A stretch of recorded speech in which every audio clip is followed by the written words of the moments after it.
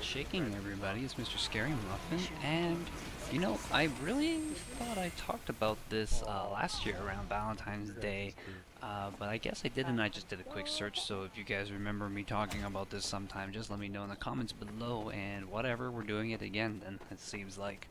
I want to talk about love and etc. Yada yada yada. I mean, Valentine's Day just passed by, or Singles Awareness Day. Man, I really feel like I talked about this before, but I couldn't find it after doing a really quick search.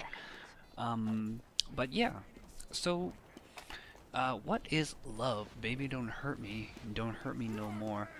Um, You know, growing up, you see a lot of like love on TV, you see on the movies and the rom-coms and all what have you kind of stuff, and it's all very how do you say, fairy tale-ish kind of thing. And sometimes, you know, they play it up a little bit, and people,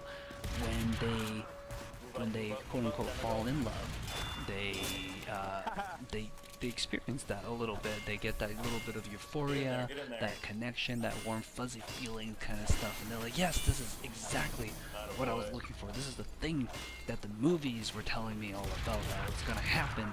And then they fall in love, and over time, love is like a drug, you know, and like a lot of drugs, you build tolerance to it, and it's hard. You never get that first initial high of it. You get these mini highs, you get these nice little perks kind of things, and a lot of people, they feel like, well, I'm no longer in love. Maybe I shouldn't be with this person anymore. And I'm not saying that it's impossible to find a love that is, you know, fresh every day, and I think a lot of people strive for that. But I think that love is something that you really have to work for.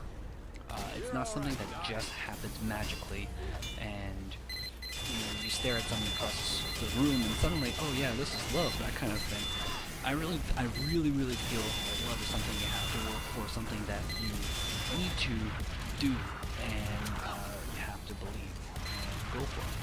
And love is a definition in and of itself. This is probably the thing that I would probably not get many people, a lot of people not get, is love is different for everybody, right? Everybody thinks about their significant other, or thinks about whatever differently, and it's usually they think love should be whatever they see on television, or love should be just companionship, love should be my best friend, you know, that kind of thing. And love is a definition, and love is what you make it out to be. If you think love is poo-pah, that is what love is to you. You know, you will get exactly what you think of love. And what's really important to note about that is everybody's definition of love is constantly changing. It's evolving. It's, you know, becoming mature, let's say, in that way, too. A lot of people talk about teenage pheromones and all that kind of stuff. They'll be like, no, you guys don't understand. Nobody's ever loved each other more than we have, that kind of stuff. We're gonna run away with each other and be together forever, that kind of stuff. And it's really cute and all that. But yeah, I think it's really important to recognize that love itself is a definition. It is what you make it out to be. It is what you work it out to be. And it's something that will change over time. Whether you want it to or not, as you get older, as you have more experience with relationships, you will see that your definition of love changes as you go along. And you know, it's really interesting.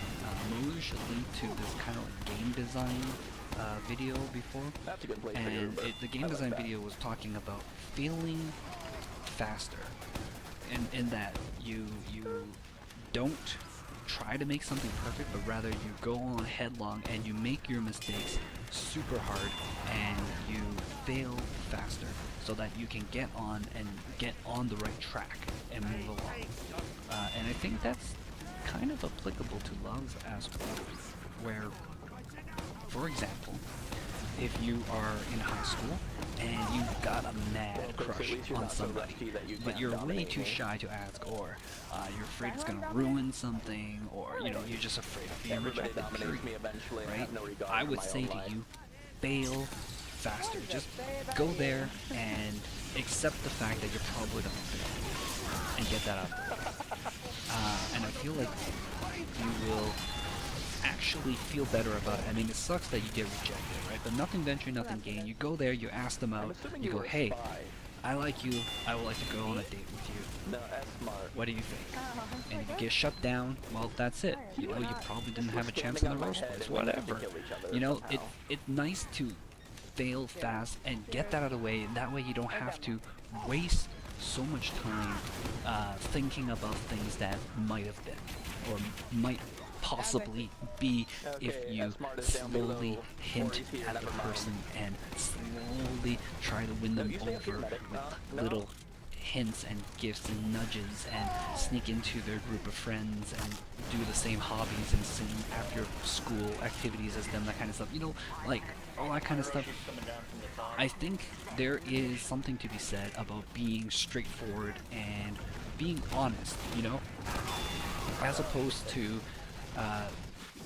pretending to be somebody's friend, but when you really want to be is to date them. I think that is, I think I've seen some talk about that before too, where it's more dishonest to try and hook up with somebody in a roundabout way, as opposed to treat them like a person and just straight up tell them, like, this is what I want between us, kind of thing.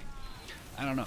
I mean, it's a bold statement, it's a bold thing to do, but if I could do things again, I would almost rather do this every single time. It's just be very straightforward, and it has to do, I think, it has to do with respect, really. And I might talk about this in another episode, about treating people with respect and treating them as if, you know, they are a human being and they're not somebody that you can just manipulate, and there's not somebody that you can try to win like a game and try to, you know, work around the AI, find a loophole, find that magic spell that will, you know, instantly let you win, kind of thing. And it has to do with respect, and I think being honest is probably the best policy. And just and, you know, when you start making the mistake, you start learning a lot faster, and you feel like a load is kind of off your chest. And so I would say fail faster in terms of love,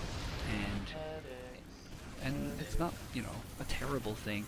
I guess some people will get used to it, I don't know. Anyways, I hope you guys all had a wonderful Valentine's Day, those of you guys who are seeing somebody right now. For those of you guys who aren't, chin up, get out there. Things I would recommend is actually actively going out and doing something you like.